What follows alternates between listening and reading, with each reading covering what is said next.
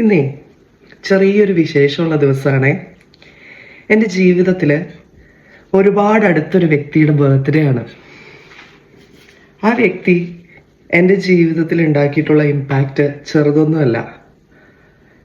ഞാൻ ഇന്ന് എന്തായിരിക്കുന്നോ, ഞാൻ ഈ ജീവിതത്തിൽ എന്തെങ്കിലും നേടിയിട്ടുണ്ടെങ്കിൽ അത് ആ വ്യക്തിയുടെ പരിശ്രമം കൊണ്ട് മാത്രം കേട്ടോ.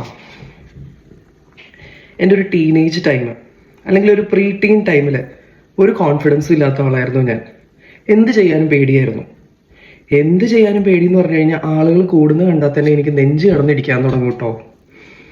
പക്ഷെ ഈ ഒരു വ്യക്തിക്ക് മാത്രം എൻ്റെ അടുത്ത് ഭയങ്കര കോൺഫിഡൻസ് ആയിരുന്നു. I was an average student. എൻ്റെ സ്കൂളിൽ പഠിച്ച മിക്കവർക്കും ഇപ്പോഴും എന്നെ അറിയത്തില്ല. ഞാനെന്നൊരാൾ ആ സ്കൂളിൽ പഠിച്ചിട്ടുണ്ടെന്ന് പോലും അവർക്ക് അറിയത്തില്ല. എന്നെ ഒരുപാട് ചെറുപ്പത്തിൽ എല്ലാവരും കളിയാക്കിയിട്ടുണ്ട് കേട്ടോ. നീ കറുത്തതല്ലേ, എന്നാ പൊക്കായത്, നിനക്ക് ചെറുക്കനെ കിട്ടോ.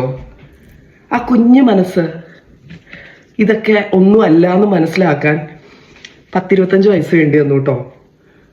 ഇവരൊക്കെ ഇങ്ങനെയൊക്കെ പറയുമ്പോഴും ഈ വ്യക്തി എന്നോട് പറയായിരുന്നു, എൻ്റെ മോള് സുന്ദരിയാട്ടോ,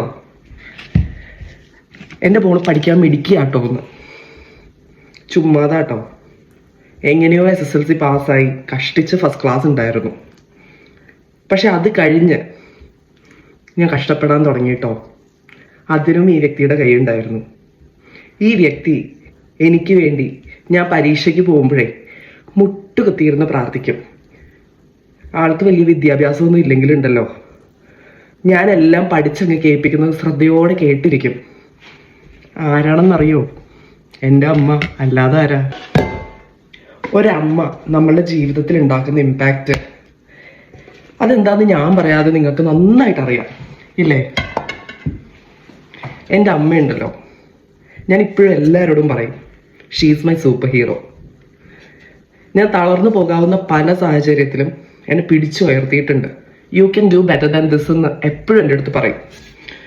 പിന്നീട് ഞാൻ നഴ്സിംഗ് പഠിച്ചു. നഴ്സിംഗിൽ പിന്നെ നാട്ടിലെ ജോലി നിങ്ങൾക്ക് അറിയാമല്ലോ.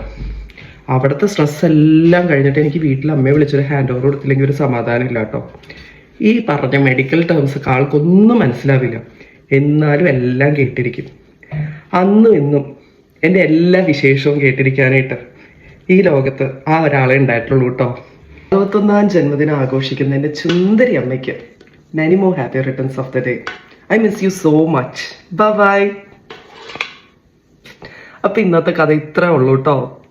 വേറെ കഥയായിട്ട് ഞാൻ പിന്നെ വരാവേ.